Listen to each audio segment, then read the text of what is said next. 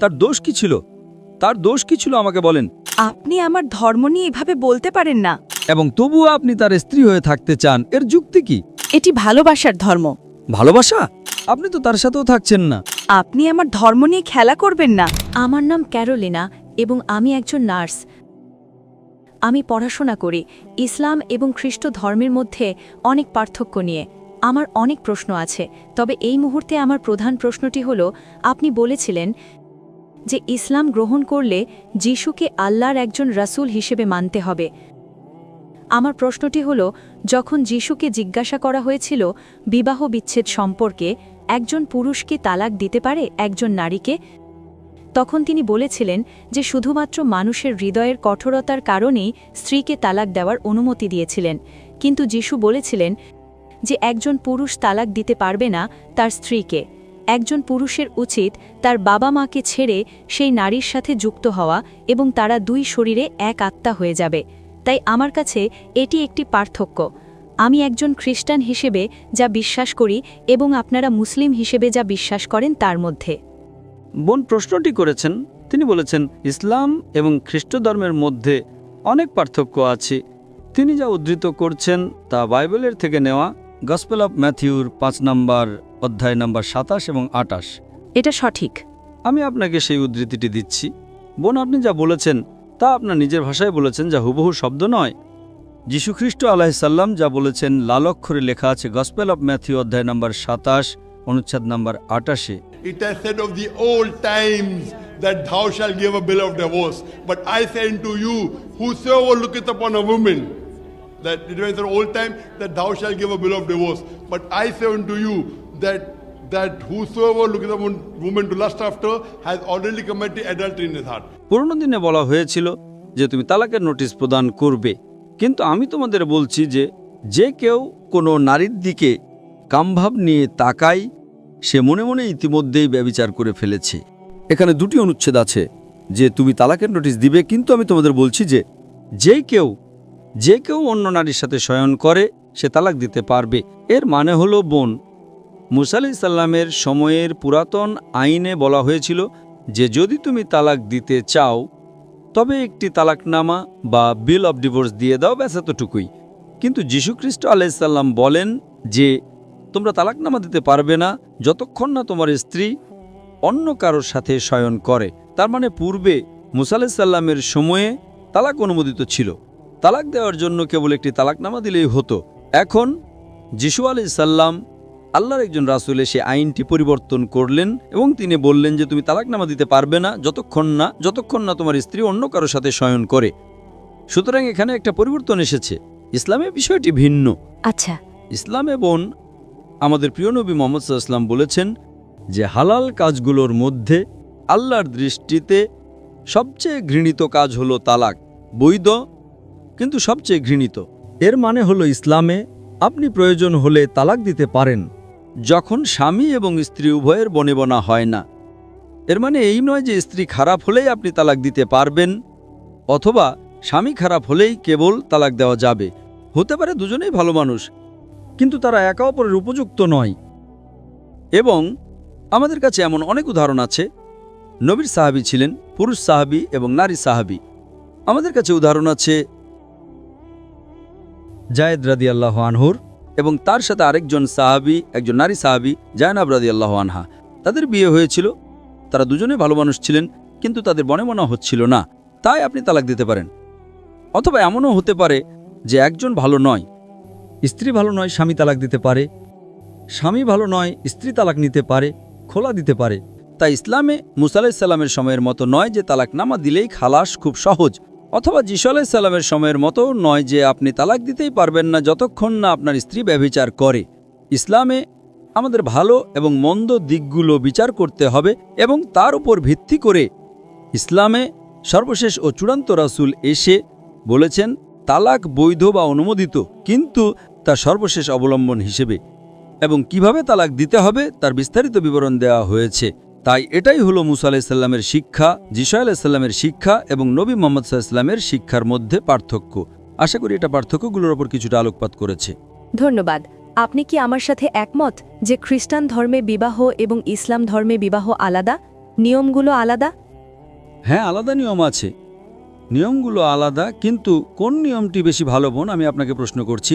মুসা আলাইহিস সালামের সময়ে যে কেউ তালাক দিতে পারত, খালাস, ভালো খারাপ কুৎসিত যাই হোক। খ্রিস্টান ধর্মে কেবল তখনই তালাক দিতে পারবেন যদি আপনার স্ত্রী ব্যভিচারে লিপ্ত অবস্থায় ধরা পড়ে। ইসলামে যদি আপনাদের বনে বনা না হয় তবে দিতে পারবেন, যদি তারা ভালো না হয় তবে দিতে পারবেন, তবে এমনিতে নয়। এটা বৈধ, কিন্তু আল্লাহর দৃষ্টিতে সবচেয়ে ঘৃণিত। আপনি কোনটি পছন্দ করবেন? আমি আমার ধর্মকেই পছন্দ করি এবং আমার জীবনের শেষ পর্যন্ত একজন পুরুষের সাথেই থাকতে চাই। ঠিক আছে, যদি স্বামী এসে আপনাকে প্রতিদিন মারে, সে মদ পান করে, আপনাকে প্রতিদিন মারে, নীল এবং কালো দাগ ফেলে, প্রতিদিন আপনার চোখ কালো হয়ে যায়, আপনি কি তার সাথে থাকতে চাইবেন? আমরা আলাদা হতে পারি, কিন্তু আমরা আবার বিবাহ করতে পারবো না। এটা ভিন্ন বিষয়। কিন্তু আমি আপনাকে একটা প্রশ্ন করছি, আপনি কি অন্য কোনো জীবনসঙ্গী খুঁজে নিতে চাইবেন না? আমাদের অনুমতি নেই। যদি আপনি ভুল করেন, না আপনি নন, আমি অনুমতি আছে কিনা তা জিজ্ঞেস করছি না, একজন মানুষের জন্য কোনটা বেশি পছন্দনীয়। ইসলামে যদি আপনি ভুল জীবনসঙ্গী বেছে নিয়ে ভুল করেন, আমি মনে করি আমি আমার বোনের জন্য খুব ভালো একজন মানুষ পেয়েছি, আমি ভাবছি সে খুব ভালো, কিন্তু বিয়ের পর সে তাকে মারে, সে জুয়া খেলে, সে মদ খায়, কালসিটে ফেলে, আমি বলবো আলাদা হয়ে যাও। আমি তাকে সুযোগ দেব, মিটমাট করার চেষ্টা করব, আলাদা হব। সে বিয়ে করতে পারে, সে অন্য কাউকে বিয়ে করতে পারে, তার দোষ কি ছিল? তার দোষ কি ছিল আমাকে বলেন? কেন আমার বোন কষ্ট পাবে? এটা কেমন ধরনের ধর্ম? এটি কঠিন ধর্ম। আমার ধর্ম কঠিন। কঠিন ধর্ম নয়, কঠিন ধর্ম বলবেন না, বলুন যৌক্তিক ধর্ম। এবং আজ স্বাভাবিকভাবেই আমাদের স্বামী স্ত্রী থাকতেই হবে, ঠিক? চিকিৎসা বিজ্ঞান অনুযায়ী আপনার বিয়ে করা উচিত। অন্যথায় যদি আপনারা আলাদা হন, আমেরিকায় কি হয় আপনি জানেন? আমেরিকায় কি হয়? আমেরিকায় পরিসংখ্যান অনুযায়ী একজন সাধারণ মানুষ, পুরুষ এবং নারী, তারা একজনের সাথে ঘর বাঁধার আগে গড়ে 8 জন ভিন্ন ভিন্ন যৌনসঙ্গী রাখে। বিয়ের পর তাদের কতজন সঙ্গী থাকে তা পরিসংখ্যানে বলা নেই। 8 জন, কারো 5 জন, কারো 10 জন, কারো 20 জন, এটা মানুষের স্বভাব। তো এখন যদি বলেন আপনারা আলাদা হয়ে যাবেন, তাহলে আপনি কি করবেন? তাই এই কারণেই ইসলাম নারীকে ভুল পথে যাওয়া থেকে রক্ষা করে, অথবা পুরুষকে ভুল পথে যাওয়া থেকে রক্ষা করে। তালাক দাও, আবার বিয়ে করো। এতে ভুল কি? যদি আপনি ভুল করেন, এটা খুব সহজ। দুঃখিত, এটা খুব সহজ। এটা সহজ নয়, এটা একটা পরীক্ষা। আপনি জানেন, আমাদের জন্য এটা সারা জীবনের পরীক্ষা। কি দোষ? আপনার দোষ কি? যদি আপনার স্বামী, আপনার স্বামী হয়তো খুব ভালো, আমি শুধু একটা কাল্পনিক উদাহরণ দিচ্ছি, যে যদি সে আপনার সাথে ভালো ব্যবহার না করে, যদি সে আপনাকে মেরে কালসিতা খেলে দেয় এবং তবুও আপনি তার স্ত্রী হয়ে থাকতে চান, এর যুক্তি কি? এটা কেমন ধরনের ধর্ম? এটা কি অযৌক্তিক নয়? এটি ভালোবাসার ধর্ম। ভালোবাসা? সে আপনাকে মারছে, কিসের ভালোবাসা? আমি তাকে প্রতিজ্ঞা করেছি যে আমি তার জীবনের শেষ পর্যন্ত তার সাথেই থাকব। কিন্তু আপনি তো আলাদা হতে চান, আপনি তো তার সাথেও থাকছেন না। আমি তার জন্য প্রার্থনা করতে পারি এবং ঈশ্বরের কাছে চাইতে পারি যেন এই লোকটার অন্তর পরিবর্তন করে দেন। আপনি প্রার্থনা করতে পারেন, আপনি অন্য কাউকে বিয়ে করার পরেও তো প্রার্থনা করতে পারেন না? কিন্তু আমি আমার স্বামীর জন্যই প্রার্থনা করতে চাই। ও, আপনি আপনার স্বামী এবং আপনার প্রাক্তন স্বামীর জন্য প্রার্থনা করতে পারেন। ইসলামে আপনি প্রার্থনা করতে পারেন। আমরা সবাই আমার বাবার জন্য প্রার্থনা করেছিলাম এবং তিনি পরিবর্তিত হয়েছিলেন মদ্যপান থাকার 30 বছর পর। তিনি বদলেছিলেন। আলহামদুলিল্লাহ, আল্লাহ তাকে হেদায়েত দান করুন। ঠিক আছে, এবং আমার মা কখনোই হাল ছাড়েননি, তিনি মারা যাওয়া পর্যন্ত। খুব ভালো। 30 বছর আমরা সবাই প্রার্থনা করেছি। খুব ভালো। এটা সহজ ছিল না। তিনি বলতে পারতেন না, আমি অন্য কাউকে বিয়ে করতে চাই। কিন্তু আপনি কি বলতে চাচ্ছেন যে যদি আপনি বিয়ে করেন তবে আপনি আপনার প্রাক্তন স্বামীর জন্য প্রার্থনা করতে পারবেন না? এটা কেমন ধরনের ধর্ম? এটা ভালোবাসার ধর্ম নয়। আমাদের মধ্যে আমরা হাজার মানুষের জন্য প্রার্থনা করতে পারি, ভালোবাসার ধর্ম। আমার ইচ্ছে সব মুসলিম যেন তাদের প্রাক্তন স্ত্রী এবং প্রাক্তন স্বামীদের জন্য প্রার্থনা করে। কেন নয়? মাশাআল্লাহ, আমার একটা স্ত্রী, সে ভালো। ঠিক আছে, আপনাকে ধন্যবাদ স্যার। আপনাকে স্বাগতম। যদি বাইবেলের অনেক কথা কোরআনের সাথে মিলে যায় তাহলে বাইবেলের লেখক কে? যেহেতু বাইবেল আগে এসেছে, কোরআন সেখান থেকেই লেখা হয়েছে। অনেক কিছু নকলও করা হয়েছে। কোরআন আল্লাহ তাআলার পবিত্র গ্রন্থ, এটা লিখেছেন আল্লাহ নিজেই। যদি বাইবেলের অনেক কথা কোরআনের সাথে মিলে যায় তাহলে বাইবেলের লেখক কে? যেহেতু বাইবেল আগে এসেছে, কোরআন সেখান থেকেই লেখা হয়েছে। অনেক কিছু নকলও করা হয়েছে। দয়া করে এটার একটা উত্তর দিবেন। প্রথম প্রশ্নের ব্যাপারে বলতে গেলে যে পবিত্র কোরআন যদি আল্লাহর বাণী হয় আর বাইবেলের অনেক কথা কোরআনের সাথে যদি মিলে যায়, তাহলে এই বাইবেলের লেখককে আল্লাহ তালাই কি বাইবেল লিখেছেন? আমরা বিশ্বাস করি যে কোরআন আল্লাহ তালার বাণী। এখন যেটা কোরআনের কথার সাথে মিলে যায় সেই অংশটাকে আমরা আল্লাহর বাণী বলে মেনে নিতে কোনো রকম আপত্তি করব না। তার মানে এই না যে পুরো বাইবেলই আল্লাহ তালার বাণী। আমরা বিশ্বাস করি যে ইনজিল হলো সেই আসমানি কিতাব যেটা নাজিল করা হয়েছিল যীশু খ্রিস্টের উপর। তবে সেটা ছিল একটা নির্দিষ্ট সময় এবং নির্দিষ্ট জাতির জন্য। আল্লাহ সুবহানাহু ওয়া তাআলা এটাকে সংরক্ষণ করে রাখেননি। কিন্তু কোরআন হলো সর্বশেষ আর চূড়ান্ত আসমানি কিতাব। আল্লাহ কোরআনে বলেছেন সূরা হিজর অধ্যায় নম্বর 15 আয়াত নম্বর 9, আমি কোরআন অবতীর্ণ করেছি এবং অবশ্যই আমি এর সংরক্ষক। তার মানে এই পবিত্র কোরআন হলো ফুরকান, যেটা দিয়ে সঠিক আর বেঠিকের পার্থক্য করা যায়। কোনো কথা কোরআনের সাথে মিলে গেলে আমরা বলবো এই অংশটাকে আল্লাহর বাণী বলে মেনে নিতে আমাদের কোনো আপত্তি নেই। যদি আমাকে জিজ্ঞেস করেন যে এই বাইবেলের লেখককে, এখনকার দিনের খ্রিস্টান বিশেষজ্ঞরা বলেন যে বাইবেলের বইগুলো লিখেছেন বিভিন্ন লেখক। বাইবেল শব্দটা এসেছে গ্রিক শব্দ বিবলোস থেকে, অনেক বই মিলে একটা বই। বর্তমানের বাইবেল আমার মতে আর বিশেষজ্ঞগণের মতে একটা মিশ্রণ। এখানে কিছু কথা আছে যেগুলো আল্লাহ তাআলার বাণী, তার মানে ইনজিলের ছিটেফোঁটা আছে। এখানে নবী রাসূলগণের কিছু কিছু কথা আছে। এছাড়াও এখানে ঐতিহাসিকদের কথা আছে, একটা মিশ্রণ। কে লিখেছেন? অনেক মানুষও বাইবেলের কিছু অংশ লিখেছে। খ্রিস্টান বিশেষজ্ঞরা বলেছেন জন, ম্যাথিউ আসলে গসপেল জনের মত অনুযায়ী, গসপেল ম্যাথিউর মত অনুযায়ী, গসপেল লুকের মত অনুযায়ী। আর কোরআন আমাদের বলছে সেই গসপেল যেটা যীশু খ্রিস্টের মত অনুযায়ী। আমরা বিশ্বাস করি ইনজিলে যেটা নাজিল হয়েছিল যীশু খ্রিস্ট বা ঈসা আলাইহিস সালামের উপর। তবে এখনকার বাইবেল পাবেন গসপেল ম্যাথিউয়ের মত অনুযায়ী, গসপেল মার্কের মত অনুযায়ী, গসপেল লুকের মত অনুযায়ী, গসপেল জনের মত অনুযায়ী। আমরা বিশ্বাস করি সেই গসপেলে যেটা যীশু খ্রিস্টের মত অনুযায়ী। এমনকি খ্রিস্টান বিশেষজ্ঞরাও বলেন এই বাইবেল লিখেছে বিভিন্ন মানুষ। তাহলে আমরা পুরো বাইবেলটাকে মানতে পারি না আল্লাহ তাআলার বাণী বলে। এবারে দ্বিতীয় প্রশ্নটা নিয়ে বলি। পৃথিবীতে বাইবেল এসেছে প্রথমে আর কোরআনের কথা বাইবেল থেকে নকল করা হয়েছে। হ্যাঁ, এরকম একটা সম্ভাবনা থাকতেই পারে। আরেকটা সম্ভাবনা এরকম, যদি দুটোর মধ্যে সাদৃশ্য থাকে, হয়তো বই দুটোর উৎস একই, তাহলে বাইবেলের কিছু অংশের কথা কোরআনের কথাগুলোর সাথে মিলে যায়। এখন বাইবেলের যে অংশ পবিত্র কোরআনের সাথে মিলে যাচ্ছে সেগুলোর উৎস হয়তো একই, তার মানে আল্লাহ সুবহানাহু ওয়া তাআলা। কিন্তু যদি বলেন যে কোরআন নকল করা হয়েছে, তাহলে একই যুক্তিতে বলা যায় যে যীশু খ্রিস্ট ওল্ড টেস্টামেন্ট থেকে নকল করেছিলেন। তখন খ্রিস্টানরা বলবেন না। আমরা বিশ্বাস করি যে আসমানি কিতাবগুলোর মূল কথা সবসময় একই ছিল, তার মানে হচ্ছে তৌহিদ, এক আল্লাহতে বিশ্বাস করা। আসলে মূল কথাটা একই, কিন্তু ভেবে দেখেন বাইবেলের মধ্যে প্রায় কয়েকশো বৈজ্ঞানিক ভুল আছে। আপনি যদি বলেন বাইবেল থেকে নকল করা হয়েছে, আর অনেকেই বলেন নওজুবিল্লাহ যে নবী মুহাম্মদ সাল্লাল্লাহু আলাইহি ওয়াসাল্লাম কথাগুলো বাইবেল থেকে নকল করেছেন, তার মানে নবী মুহাম্মদ সাল্লাল্লাহু আলাইহি ওয়াসাল্লাম বাইবেলের যে কথাগুলো বৈজ্ঞানিক ভুল সেগুলো নেননি, তাহলে তো তিনি বড় বিজ্ঞানী। বাইবেল থেকে যদি নকল করেন, বাইবেল বলছে যে চাঁদের আলো তার নিজস্ব আলো। পবিত্র কোরআন বলছে চাঁদের আলো আসলে প্রতিফলিত আলো। বাইবেল বলছে জেনেসিস অধ্যায় 1 অনুচ্ছেদ 16 থেকে 19 চাঁদের আলো তার নিজস্ব আলো। আর কোরআন বলছে সূরা ফুরকান অধ্যায় 25 আয়াত নম্বর 61 চাঁদের আলো হচ্ছে প্রতিফলিত আলো। তাহলে নবী মুহাম্মদ সাল্লাল্লাহু আলাইহি সাল্লাম তিনি বাইবেল থেকে নিয়ে সেটা শুধরে দিয়েছেন, আর বললেন না এটা নিজস্ব আলো না প্রতিফলিত আলো। এটা সম্ভব না। কোরআনে এমন অনেক কথা আছে যেটা বিজ্ঞান জেনেছে কিছুদিন আগে। কোরআন সেটা 1400 বছর আগে বলেছে। কোনো মানুষের পক্ষে এগুলো লেখা সম্ভব না। কোরআনে যে কথাগুলো আছে কোরআন কখনো নকল করা হয়নি। এজন্য আমার ভিডিও ক্যাসেট দেখেন বিজ্ঞানের আলোকে কোরআন ও বাইবেল, সেখানে বিস্তারিত জানতে পারবেন। সেখানে আমি প্রমাণ করেছি যে কোরআন বাইবেল থেকে নকল করা হয়নি। কোরআন হচ্ছে ফুরকান, যে মানদণ্ড দিয়ে সঠিক আর বেঠিকে পার্থক্য করবো। আশা করি উত্তরটা। আপনি বললেন যে যিশু শুধু ইসরায়েলিদের জন্য এসেছেন আর মুহাম্মদ পুরো মানব জাতির জন্য। আমরা খ্রিস্টান আর মুসলিমরা বিশ্বাস করি যে যিশু আরেকবার আসবেন। সেটা হলে এটা কিভাবে বলবেন যে মুহাম্মদ হলেন শেষ নবী? বোন, আপনি প্রশ্ন করলেন যে যীশু খ্রিস্ট সে সময় এসেছিলেন শুধু ইসরায়েলবাসীদের জন্য আর মুহাম্মদ সাল্লাল্লাহু আলাইহি ওয়াসাল্লাম পুরো মানব জাতির জন্য। তাহলে যিশু আবার আসবেন কিভাবে? যদি তিনি আবার আসেন মুহাম্মদ সাল্লাল্লাহু আলাইহি ওয়াসাল্লাম তাহলে শেষ নবী নন। আর আমি একমত বোন যে যীশু খ্রিস্ট এই পৃথিবীতে আবার আসবেন। এ ব্যাপারে সব মিলিয়ে 70টি হাদিস আছে বোন, 70টি জায়গায় সহিহ হাদিস বলছে যে যীশু খ্রিস্ট পৃথিবীতে আবার আসবেন। আর বাইবেলেও এটার উল্লেখ আছে যে যীশু খ্রিস্ট দ্বিতীয়বারের মতো এই পৃথিবীতে ফিরে আসবেন।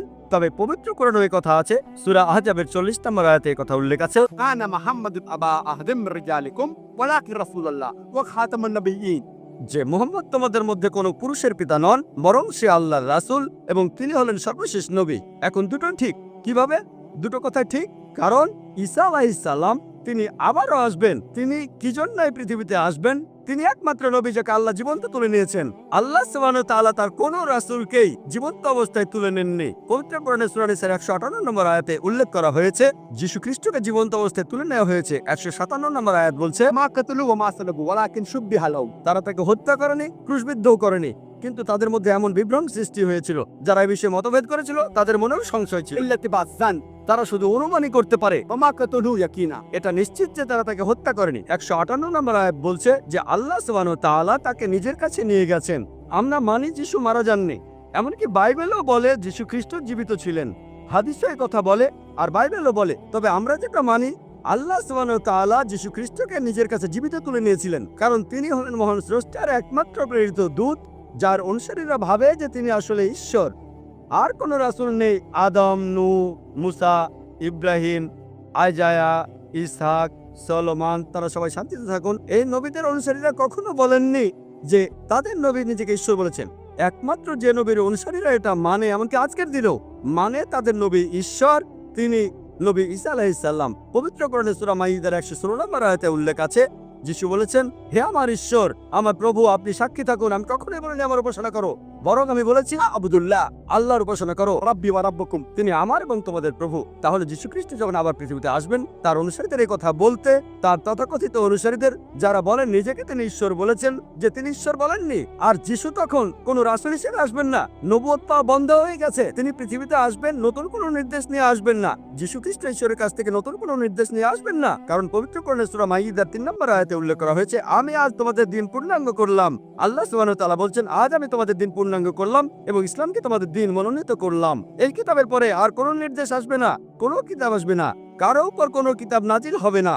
যীশু খ্রিস্ট যখন পৃথিবীতে দ্বিতীয়বার আসবেন, তিনি আসবেন হযরত মুহাম্মদ সাল্লাল্লাহু আলাইহি সাল্লামের উম্মত হিসেবে, শেষ নবীজির উম্মত হিসেবে। আগেও তিনি মুসলিম ছিলেন, পরেও তিনি মুসলিম থাকবেন। তিনি ঈশ্বরের নতুন নির্দেশ আনবেন না। আর একই কথা আছে বাইবেলে, গসপেল বলছে, যিশু দ্বিতীয়বার আসলে খ্রিস্টানরা তাকে বলবে, হে প্রভু, হে প্রভু, আমরা কি তোমার নামে বিস্ময়কর কাজ করিনি? যিশু দ্বিতীয়বার আসলে আপনারা জানেন তারা অনেক বিস্ময়কর কাজ করেছে।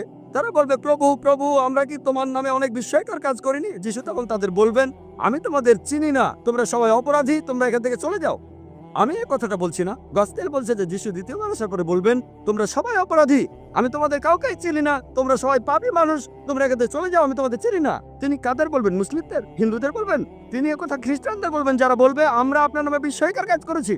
বাইবেলের কথা বলছে যে যীশু খ্রিস্ট পৃথিবীতে দ্বিতীয়বার এসে বলবেন, এখান থেকে তোমরা চলে যাও, তোমাদের সবাই অপরাধী, তোমাদের চিনি না। তাহলে যিশু দ্বিতীয়বার এসে তিনি তার অনুসারীদের বলবেন, আমি নিজেকে ঈশ্বর বলিনি, বরং আমি বলেছি আবুদুল্লাহ, আল্লাহর উপাসনা করো, রব্বি ওয়া রাব্বুকুম, আমার প্রভুই তোমার প্রভু। ওয়া আখিরু দাওয়ানা আলহামদুলিল্লাহি রাব্বিল আলামিন।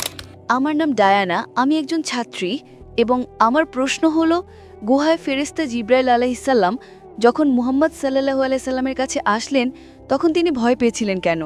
বোন খুব ভালো একটি প্রশ্ন করেছেন, যে যখন ফেরেশতা জিবরাইল আলাইহিস সালাম প্রথমবার মুহাম্মদ সাল্লাল্লাহু আলাইহি সাল্লামের কাছে এসেছিলেন, যখন তার উপর প্রথম ওহী নাজিল হয়েছিল, তখন তিনি ভয় পেয়েছিলেন কেন?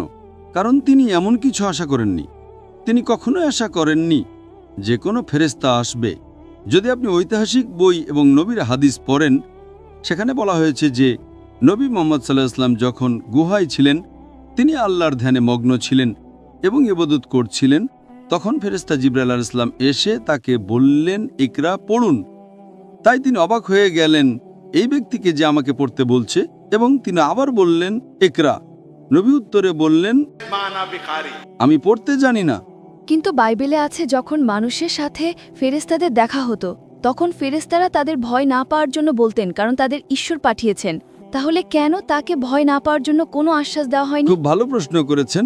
তিনি বাড়ি চলে গেলেন এবং এরপর তিনি স্ত্রীকে চাদর দিয়ে ঢেকে দিতে বললেন, কারণ তিনি খুব ভয় পেয়েছিলেন। কিন্তু বাইবেলে যখন মানুষের সাথে ফেরেশতাদের দেখা হতো, তখন ফেরেশতারা তাদের ভয় না পাওয়ার জন্য আশ্বস্ত করতেন, কারণ 2 তিমোথি ভার্স 7 বলা হয়েছে, ঈশ্বর আমাদের ভয়ের আত্মা দেননি, বরং শক্তি, ভালোবাসা এবং সুস্থ মনের আত্মা দিয়েছেন। তাহলে কেন ঈশ্বর আমাদের ভয় পেতে দেবেন? যদি তিনি সত্যি ঈশ্বরের পক্ষ থেকে আসেন, তাহলে এই কথার কোনো মানে হয় না। অথবা যদি সেই ফেরেশতা সত্যি ঈশ্বরের পক্ষ থেকে এসে থাকেন, তাহলে ব্যাপারটা কেমন হয়ে যায়? বোন খুব ভালো একটি প্রশ্ন করেছেন।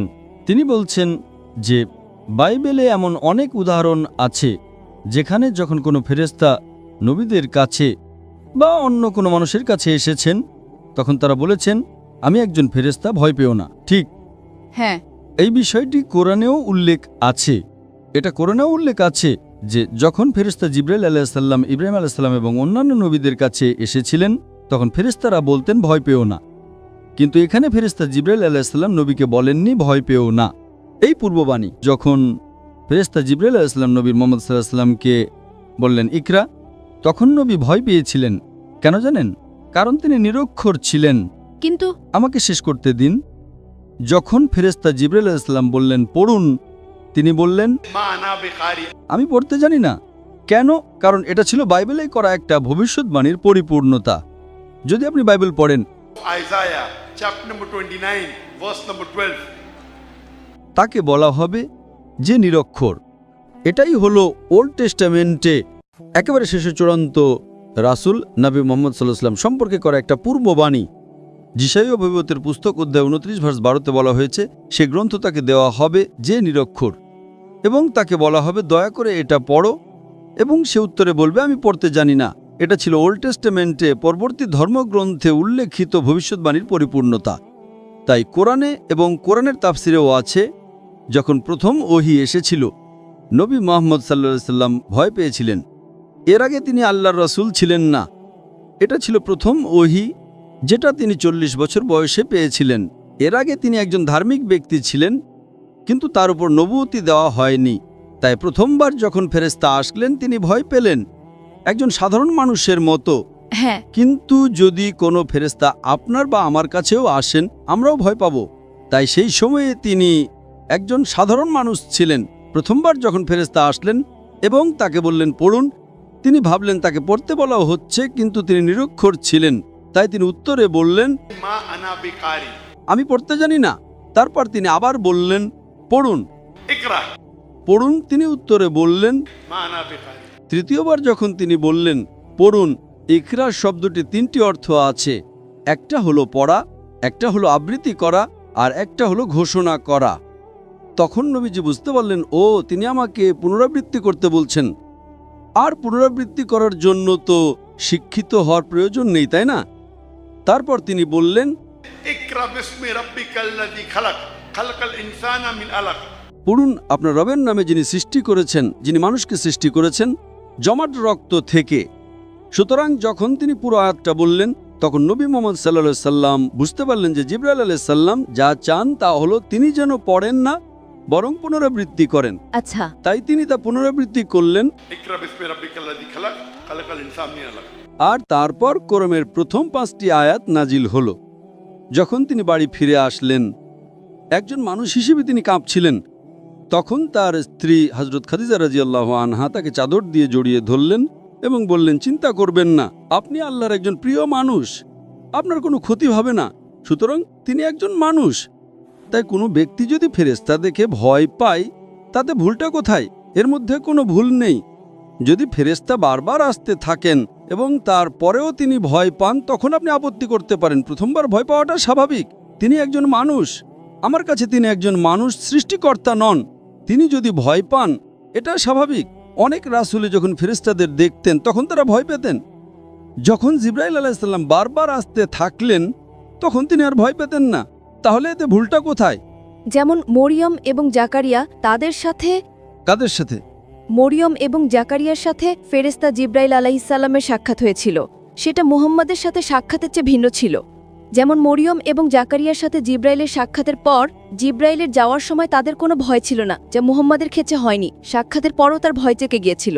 আর ঈশ্বর আমাদের ভয়ের আত্মা দেন না। হ্যাঁ, বোন প্রশ্ন করছেন যে যখন মরিয়াম আলাইহিস সালাম ফেরেশতার সাথে দেখা করেছিলেন এবং জাকারিয়া আলাইহিস সালাম যখন ফেরেশতার সাথে দেখা করেছিলেন, তখন তারা ভয় অনুভব করেননি। ভয় পাওয়াটা হারাম কিছু নয়, এটা ভুল কিছু নয়, এটা মানবীয়। হ্যাঁ, তাই আমার কাছে এটা স্বাভাবিক। তিনি একজন মানুষ, কেউ ভয় পায় আবার কেউ ভয় পায় না। এখানে আমরা জানতে পারি যে প্রথমবার যখন ফেরেশতা আসেন, তখন নবী মুহাম্মদ সাল্লাল্লাহু আলাইহি সাল্লাম এবং নবী জাকারিয়া আলাইহিস সালাম আর মরিয়ম আলাইহিস সালামের মধ্যে একটি পার্থক্য ছিল। প্রথমত, মাতা মরিয়ম কোনো নবী ছিলেন না। হ্যাঁ, ঠিক, তারা সুসংবাদ দিয়ে চলে যান। এখানে আপনাকে বুঝতে হবে, এটা জরুরি না যে একজন রাসূল যদি ভয় পান সেটা ভুল, অথবা একজন রাসূল যদি ভয় না পান সেটা সঠিক। প্রত্যেক রাসূলই ভিন্ন। যেমন ধরুন নবী মুসা আলাইহিস সালাম সরাসরি আল্লাহর সাথে কথা বলেছেন, ইব্রাহিম আলাইহিস সালাম বলেননি। তাহলে এটা কি ইব্রাহিম আলাইহিস সালামকে ছোট নবী বানিয়ে দেয়? না। যিশু আলাইহিস সালাম সরাসরি ঈশ্বরের সাথে কথা বলেননি, এটা কি তাকে ছোট নবী বানিয়ে দেয়? না। কোরআন বলে যে ইব্রাহিম আলাইহিস সালাম আল্লাহর বন্ধু, এটা একটা উপাধি। এর মানে কি এই যে অন্য রাসূলরা আল্লাহর শত্রু? না, সুতরাং এগুলো হলো প্রদত্ত উপাধি। প্রত্যেক নবী নিজেই অনন্য। আমরা কেবল তখনই আপত্তি করব যদি এমন কিছু করা হয় যেটা অস্বাভাবিক বা যেটা সঠিক না বা যেটা পাপপূর্ণ। তাই ভয় পাওয়া এমনটাই পাপ না। তাই আমার কাছে এটা স্বাভাবিক। আমি একজন ডাক্তার হিসেবে, একজন বুদ্ধিমান ব্যক্তি হিসেবে, যদি একজন মানুষ ভয় পায় আর একজন না পায়, এটা তাকে ছোট বা বড় করে না। হ্যাঁ, কিন্তু এরপরে আপনাকে যা দেখতে হবে, এরপরে আপনাকে দেখতে হবে কে বেশি সাহসী ছিলেন। নবী মুহাম্মদ সাল্লাল্লাহু আলাইহি সাল্লাম জিব্রাইলের সাথে যোগাযোগ রাখতেন। এমন কোনো নবী নেই যিনি নবী মুহাম্মদ সাল্লাল্লাহু আলাইহি সাল্লামের মতো জিব্রাইলের সাথে এত বেশি যোগাযোগ করেছেন। আপনি কি কোনো রাসূলকে চেনেন? কোনো রাসূল, জাকারিয়া, মরিয়ম আলাইহিস সালাম, তারা কি নবী মুহাম্মদ সাল্লাল্লাহু আলাইহি সাল্লামের মতো এত বেশি যোগাযোগ করেছেন? না। সুতরাং এই যোগাযোগ আল্লাহর উপরে নির্ভর করে। তাই যদি দেখেন জিবরাইল আলাইহিস সালামকে সর্বশক্তিমান আল্লাহ বিশেষভাবে নবী মুহাম্মদ সাল্লাল্লাহু আলাইহি সাল্লামের কাছে ওহী পৌঁছে দেওয়ার জন্য বেছে নিয়েছিলেন। অন্যদের কাছে তিনি কম এসেছেন, নবী মুহাম্মদ সাল্লাল্লাহু আলাইহি সাল্লামের কাছে তিনি বেশি এসেছেন। সুতরাং যদি আপনি পুরো জীবন দেখেন, অবশ্যই নবী মুহাম্মদ সাল্লাল্লাহু আলাইহি সাল্লাম অনেক বেশি যোগাযোগ করেছেন। তিনি তার সাথে আরও অনেকবার কথা বলেছেন। যদি আপনি হাদিস দেখেন, অন্য যে কোনো রাসূলের চেয়ে বহুগুণ বেশি। কেন? কারণ তিনি ছিলেন সর্বশেষ এবং চূড়ান্ত রাসূল। সুতরাং প্রথমবার যদি কোনো রাসূল একজন ফেরেশতাকে দেখে ভয় পান, এটা স্বাভাবিক। তিনি একজন মানুষ, এতে ভুল নেই। আপনি কেন আপত্তি করছেন? ভুলটা কোথায়? এটা পাপ না। না, এটা পাপ নয়, কিন্তু সাক্ষাতের পর আপনার সেই চরম ভয় থাকা উচিত নয় যদি তা ঈশ্বরের কাছ থেকে হয়। যদি আপনার ঈশ্বরের সাথে সাক্ষাৎ হয়, আপনাকে আশ্বস্ত করতে হবে যে ভয় পেও না। এতে কোনো সমস্যাই নেই, কারণ এটি প্রমাণ করে যে নবী মুহাম্মদ সাল্লাল্লাহু আলাইহি ওয়াসাল্লাম একজন মানুষ ছিলেন। মানুষের ভাবা উচিত নয় যে তিনি ঈশ্বর। আমি বলছি, নয়তো খ্রিস্টানদের মতো মানুষ ভাবতে শুরু করবে যে নবী মুহাম্মদ সাল্লাল্লাহু আলাইহি ওয়াসাল্লাম ঈশ্বর। আমি মনে করি এটা ভালো। তাই যদি একজন মানুষ ভয় পায় এবং তারপর বিশ্বাস করে, এতে কোনো সমস্যা নেই। তিনি আপনার এবং আমার মতো একজন মানুষ। সুতরাং সকল নবী মানুষ ছিলেন। তাই আপনি যে শর্ত দিচ্ছেন যে তার ভয় পাওয়া উচিত নয়, সেটা আপনার শর্ত, এটা ঈশ্বরের শর্ত নয়। আপনি কি বুঝতে পারছেন? তাই আমার কাছে যদি কোনো মানুষ ঈশ্বর হন, ঈশ্বর ভয় পেতে পারেন না। সুতরাং এটি প্রমাণ করে যে তিনি ঈশ্বর নন। আর এ কারণে আমাদের কালেমাতে তখন আমরা বলি যে তিনি আল্লাহর বান্দা। তাই এই সমস্ত কাজ প্রমাণ করে যে তিনি একজন মানুষ। আমি মনে করি এটা একটা চমৎকার উদাহরণ যে ঈশ্বরের সকল রাসূল মানুষ ছিলেন, তারা ঈশ্বর ছিলেন না। নয়তো অনেক খ্রিস্টানের মতো তারা ভুলভাবে ঈশ্বরকে, যিশুকে ঈশ্বর বলে ডাকে। বোন, আপনি কি বিশ্বাস করেন যে যিশু ঈশ্বর? হ্যাঁ। আপনি কি বাইবেলের কোথাও থেকে একটাও প্রমাণ দেখাতে পারবেন যেখানে যিশু খ্রিস্ট আলাইহিস সালাম নিজেই বলেছেন যে আমি ঈশ্বর, অথবা যেখানে তিনি বলেছেন আমার উপাসনা করো? না, এমন কোনো সরাসরি অনুচ্ছেদ নেই যেখানে তিনি বলেছেন যে আমি ঈশ্বর, আমার উপাসনা করো। এমন কোনো সরাসরি অনুচ্ছেদ নেই। আমি শুনতে পাচ্ছি না বোন। এমন কোনো সরাসরি শ্লোক নেই যেখানে যিশু বলেছেন আমি ঈশ্বর, আমার উপাসনা করো। খুব ভালো, খুব ভালো, কিন্তু তিনি নিজেকে খুব ভালো। তার মানে বোন স্বীকার করেছেন যে বাইবেলের কোথাও এমন একটি উক্তি নেই যেখানে যিশু খ্রিস্ট আলাইহিস সালাম নিজেই বলেছেন আমি ঈশ্বর, তবুও আপনি তার উপাসনা করেন। সরাসরি এমন কিছু নেই। তার মানে আপনি যিশু আলাইহিস সালামকে অনুসরণ করছেন না। যিশু আলাইহিস সালাম বলেছেন আমি নিজে থেকে কিছুই করতে পারি না, আমি যেমন শুনি তেমন বিচার করি, এবং আমার বিচার ন্যায়, কারণ আমি আমার ইচ্ছা খুঁজি না, বরং আমার পিতার ইচ্ছা খুঁজি। সেই তরুণ ছেলেটি যে বক্তব্য দিয়েছিল ঠিক একই, কিন্তু সে বুঝতে পারেনি, তার সমস্যা ছিল, জানেন তো। কিন্তু অনেক শ্লোকে তিনি বলেছেন যে আমি ঈশ্বর। সরাসরি না হলেও তিনি বলেছেন যদি তোমরা আমাকে ভালোবাসো তবে আমার আদেশ পালন করবে। বোন, আপনাকে সকল রাসূলের আদেশ পালন করতে হবে, শুধু যিশুর, ঈসা আলাইহিস সালামের কেন? ইব্রাহিম আলাইহিস সালাম, মুসা আলাইহিস সালামের কি তাদের অনুসরণ করতে হবে না? ইব্রাহিম আলাইহিস সালাম কি ঈশ্বরের রাসূল ছিলেন না? মুসা আলাইহিস সালাম কি ঈশ্বরের নবী ছিলেন না? তিনি ছিলেন। তাহলে কি আপনাকে আদেশ পালন করতে হবে না? হ্যাঁ। তাহলে পার্থক্যটা কোথায়? যিশু আলাইহিস সালামও একজন রাসূল ছিলেন। আমরা তাকে ভালোবাসি, আমরা তাকে সম্মান করি, কিন্তু আমরা তার উপাসনা করি না। আমি তার উপাসনা করি। আপনি কেন তার উপাসনা করেন? আরেকটি প্রশ্ন, ইসলামে আপনারা যখন নামাজ পড়েন তখন কেন একটি নির্দিষ্ট দিকে মুখ করতে হয়? এবং আরবিতে প্রার্থনা করতে হয়। আর আরবি কেন মূল ভাষা? বোন, যদি আমি আপনার প্রশ্নটি ঠিকমতো শুনে থাকি, আপনি বলেছেন যে আপনারা যখন নামাজ পড়েন তখন একটি নির্দিষ্ট দিকে ফিরে নামাজ পড়েন। হ্যাঁ। আমরা কেন সেদিকে ফিরে নামাজ পড়ি, এটাই কি আপনার প্রশ্ন? হ্যাঁ। খুব ভালো প্রশ্ন। বোন প্রশ্ন করেছেন যে আমরা মুসলিমরা যখন নামাজ পড়ি তখন আমরা কাবার দিকে মুখ করি, কিন্তু আমরা কেন কাবার দিকে মুখ করি? কারণ কাবা আমাদের কিবলা। কিবলা মানে দিক। আমরা কেন কিবলার দিকে মুখ করি, এটাই প্রশ্ন। কারণ আমরা ইসলামে একতায় বিশ্বাস করি, আমরা ভাগে বিশ্বাস করি না। তাই ধরুন আজকে আমরা সবাই এই তাঁবুতে নামাজ পড়তে চাই, তাহলে আমরা কোন দিকে ফিরে নামাজ পড়ব? পূর্ব, পশ্চিম, উত্তর নাকি দক্ষিণ? আপনি বলবেন পশ্চিম, ও বলবে পূর্ব, আরেকজন বলবে উত্তর। এখন আমরা কোন দিকে ফিরে নামাজ পড়ব? বিভিন্ন দিক। তাই ঐক্যের জন্য আল্লাহ বলেছেন যখন তোমরা নামাজ পড়বে তখন কাবার দিকে মুখ করবে। এটি কোরআনের সূরা বাকারার 2 নম্বর অধ্যায়ের একটি আয়াত। তাই আমরা ঐক্যের জন্য কাবার দিকে মুখ করি। এর মানে এই নয় যে আমরা কাবার ইবাদত করি। কিছু মানুষ ভাবতে পারে যে আমরা কাবার ইবাদত করি। কোনো মুসলিম কখনো কাবার ইবাদত করে না। আপনি কি বুঝতে পারছেন? জি। কাবা হলো কিবলা। কিবলা মানে দিক। আমরা ঐক্যে বিশ্বাস করি। যখন হজের জন্য মক্কায় যাই তখন কাবার চারপাশে তাওয়াফ করি, কারণ প্রতিটি বৃত্তের একটি কেন্দ্র থাকে। এটা প্রমাণ করার জন্য যে আল্লাহ এক। এবং ইসলামের দ্বিতীয় খলিফা মানে হযরত ওমর রাদিয়াল্লাহু আনহু, তিনি এই কালো পাথর বা হাজরে আসওয়াদের দিকে ইঙ্গিত করে বলেছিলেন যে এই কালো পাথর আমার কোনো উপকার করতে পারে না, ক্ষতিও করতে পারে না। আমি এই কালো পাথরকে চুম্বন করছি শুধুমাত্র কারণ আমার নবী এটাকে চুম্বন করেছিলেন, নয়তো এই পাথর আমার কোনো উপকার বা ক্ষতি করতে পারে না। এটি প্রমাণ করে যে কোনো মুসলিম কখনো পাথরের ইবাদত করে না। এছাড়াও নবীর সময় নবীর অনেক সাহাবী কাবার উপরে দাঁড়িয়ে আজান দিতেন। তারা কাবার উপরে দাঁড়িয়ে আজান দিতেন। কোনো মূর্তি পূজক কি কখনো কাবার উপরে দাঁড়াবে যেই মূর্তির সে পূজা করে?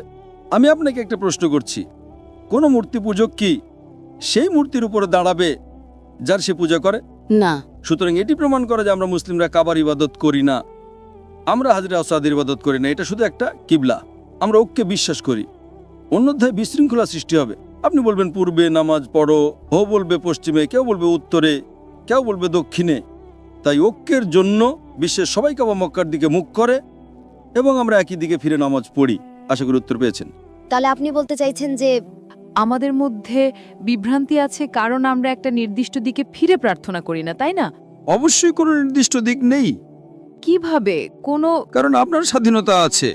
কোনো ঐক্য নেই। কিছু খ্রিস্টান দক্ষিণে প্রার্থনা করে, কিছু পশ্চিমে, কিছু পূর্বে। কোনো ঐক্য নেই, সব দিক ভিন্ন। আচ্ছা তো সেটা আপনার প্রবলেম, আমার নয়। আচ্ছা ঠিক এ কারণে যিশু আলাইহিস সালাম In the Gospel of John, chapter number 16, verse number 11 to 14, আমার তোমাদেরকে আরো অনেক কথা বলার আছে, কিন্তু তোমরা এখন তা সহ্য করতে পারবে না।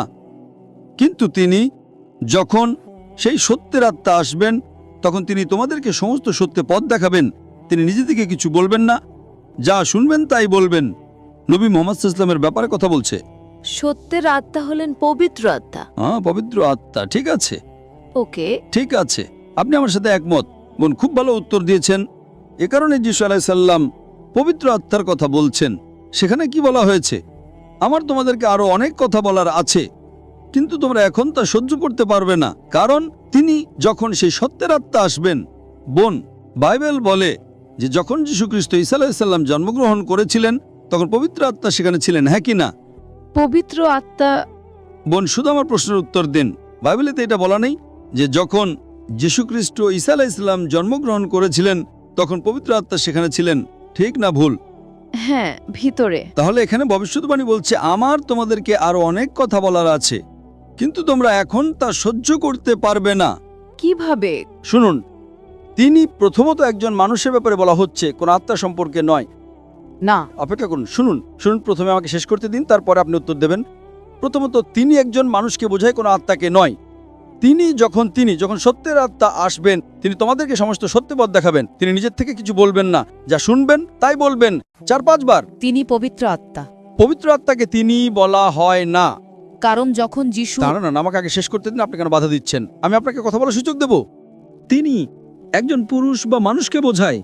দ্বিতীয়ত, ভবিষ্যৎবাণী, যখন নবী আসবেন, পবিত্র আত্মা যীশু খ্রিস্ট আলাইহিস সালামের জন্মের সময় থেকেই সেখানে ছিলেন।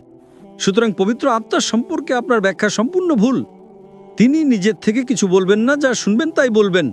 তার মানে যা আমরা কোরআন এবং হাদিসে জানি, শব্দগুলো ফেরেশতা জিবরাইলের মাধ্যমে পাঠানো হয়েছিল, যা আপনি বলেছেন। তিনি এমনভাবে পুনরাবৃত্তি করেছেন যেন শব্দগুলো তার মুখে বসিয়ে দেওয়া হয়েছিল। পবিত্র আত্মার মুখে কোথায় শব্দ বসানো হয়েছিল? বাইবেলে কোথাও এমন কথা বলা নেই। এখানে বলা হয়েছে যা শুনবেন তাই বলবেন। নবী মুহাম্মদ সাল্লাল্লাহু আলাইহি সাল্লাম সম্পর্কে বলা হচ্ছে তিনি আমার মহিমা প্রকাশ করবেন। পবিত্র আত্মা কি যিশুর মহিমা প্রকাশ করেছিলেন? না। কোথায়? পবিত্র আত্মা কোথায় যিশুর মহিমা